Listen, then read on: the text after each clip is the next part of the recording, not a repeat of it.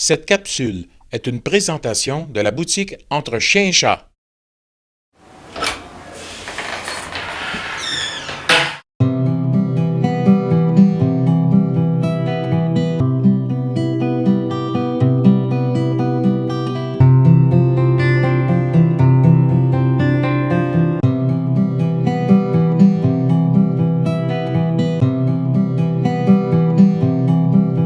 Ça se détériore d'année en année. On se bat depuis 2008 pour avoir un nouveau refuge. De plus en plus, maintenant, on voit avec toute la nouvelle réglementation du ministère, on a de plus en plus de tâches, de responsabilités au niveau du public.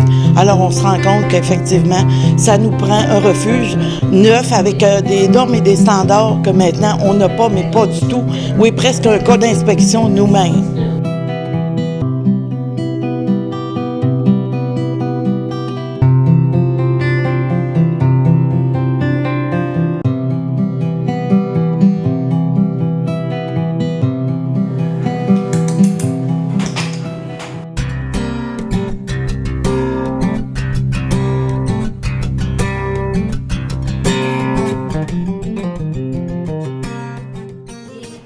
Nous autres, on l'appelait Capitaine Hook. Oui, il est laissé ce nom-là. Ah oui, il y avait laissé ce nom-là. Vraiment, il est chez nous, puis je l'appelle comme ça. C'est une de mes techniciennes qui l'appelait comme ça parce que, à cause que maintenant, elle avait rien que 3 pattes. Elle veut le sortir de la cage. Un peu de bris. OK. C'est bon. Ah. Il est encore nerveux, hein? Oui. Un petit minou sauvage. Tiens, lui seul, mon milet. Tiens. On a enlevé ses points la semaine passée. Là, il reste quelques petites gales, mais ça guérit très, très bien. Il n'y a aucune enflure. La position est très belle. Puis ça ici, ça l'a bien guéri. C'est plus rouge comme c'était, là, fait qu'on voit. Là, puis c'est souple, là, fait que on voit que c'est bien contrôlé. On va juste redésinfecter. Évidemment, c'est un chat qui reste avec déficit d'une patte, donc il faudra. C'est pas un chat qui devrait retourner dehors. Ça devrait être un chat d'intérieur. T'aimes ça, te faire flatter? Ah oui. Ben, je me suis dit, quand je l'ai vu dans une cage au refuge, j'ai dit, il peut pas se réadapter là. J'ai dit, j'aimerais ça l'avoir chez nous. Ça fait que j'ai parlé à ma patronne, Monique Murray, si je pouvais l'emmener chez nous, puis elle était d'accord. Souvent, les gens se font pas à l'idée d'avoir un chien ou un chat sur 3 pattes. Alors que le chien va tellement s'habituer facilement là, à vivre sur 3 pattes que c'est incroyable. Fait que ça arrive pas très, très souvent. En réalité, je dois vous avouer que c'était la première fois, puis j'en ai profité pour dire à Mme Murray, on va l'essayer. On va l'essayer, puis je pense que je suis bien contente de l'expérience que ça a donné parce que le minou, il s'en sort bien, puis sa plaie est pas mal belle, puis je suis bien contente.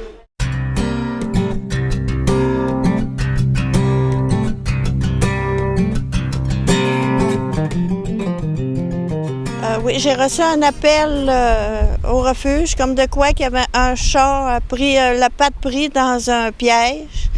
Là, tout de suite, j'ai parti pour aller ramasser le chat à Saint-Urbain. Le chat avait toujours la patte prise dans le piège. Ça a été difficile de l'attraper parce qu'il avait peur, il avait du mal. Ce chat-là avait été pris pendant 5 à 6 jours dans un piège. On essayait de le capturer, mais c'était évident qu'il s'éloignait parce qu'il avait trop de mal. Mais en fin de compte, j'ai réussi à l'attraper et à le ramener au refuge. Suite à ça, Monique Murray, la directrice, a appelé chez le vétérinaire, Dr Leboeuf. Dr Leboeuf et moi avons décidé, en collaboration avec des budgets minimes, d'être capables parce que vous savez que c'est une opération qui était très longue. Quand Mme Murray est arrivée avec le minou, le capitaine, comme on l'appelle, avait encore le piège pris sur le bout de la patte. Et semble-t-il que ça faisait quand même quelques jours là, qu'il était pris comme ça. Le chat était littéralement en panique, là. Alors, on l'a enveloppé dans une couverture pour le stabiliser, puis on a réussi à y enlever tout de suite son piège. Et on a réalisé, évidemment, que le bout de la patte était nécrosés là, en bonne partie, donc les chairs toutes défaites, là, alors ça aurait été impossible de sauver ça, ce bout de patte-là.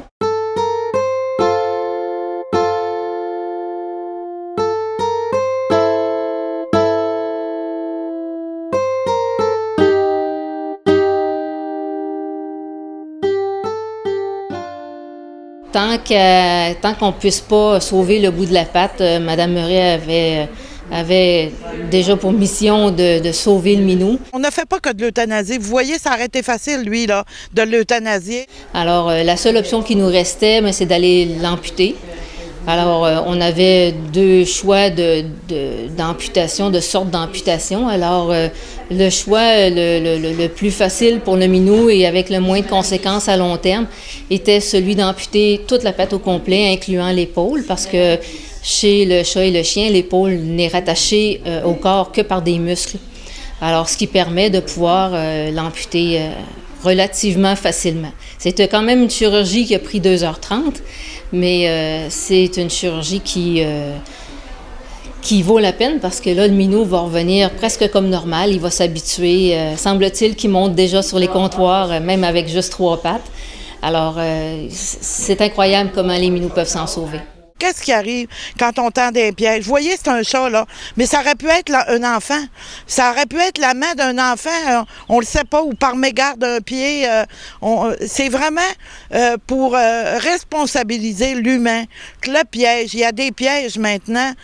C'est en forêt, puis il y a des lieux de capture de chasse que c'est plus... on met plus un piège pour enlever là, un chat errant. Nous, on est là également pour assurer le service des animaux qui sont errants sur le territoire. On est là également pour donner des conseils.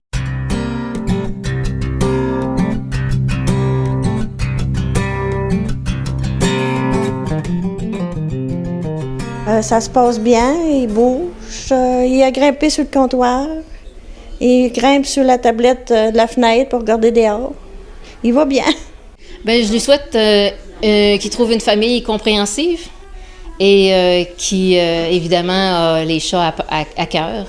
Et je pense que la SPCA a tout fait pour que ce chat-là mérite une vie, une belle vie. Puis, tout le bonheur à la famille qui va l'adopter, évidemment.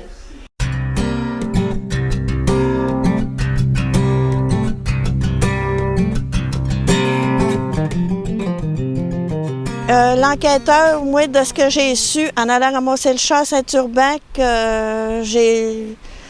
y avait quelqu'un qui avait posé un piège, mais que les personnes où j'ai ramassé le chat n'avaient pas encore de preuves. Moi, j'ai contacté l'enquêteur de la SPCA. J'y ai fait part de ce que j'avais appris, qui doit poursuivre l'enquête. C'est un cas d'inspection il y a un dossier d'ouvert, puis il y aura des suites à ça. Là, on peut pas aller pour l'instant divulguer plus loin. Il faut laisser suivre en cours le dossier qui est en cours avec l'inspecteur à l'heure actuelle. Mais oui, il y aura une suite à ce chat-là. Notre but, c'est vraiment d'aller jusqu'au bout. Exactement. Quand le chat va sortir du sac, veut pas, ben là, la responsable s'arrangera avec les moyens du bord pour, peut-être, à la prochaine, servir d'exemple pour les autres.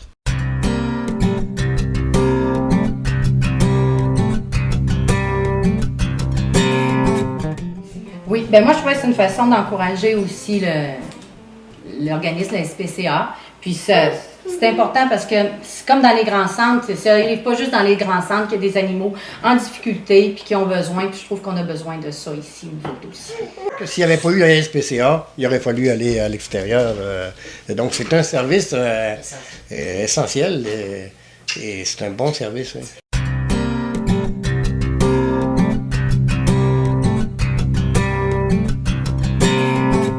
Notre calendrier 2015, d'où on veut remplir les 365 jours, parce qu'on le tient debout avec 140, mais on fait juste à tenir, puis on va chercher quelques fonds. Mais là, pour aller chercher un 10 000 $ avec notre calendrier, il faudrait remplir nos 365. Ça, c'est pour tous les propriétaires d'animaux. C'est une photo pour 20 $. On met l'animal dans le calendrier de la SPCA. les fonds vont directement à la SPCA à Charlevoix. Pour nous aider à avoir un nouveau refuge, ça allait être vraiment tout ce qui est rapport avec la SPCA, le financement.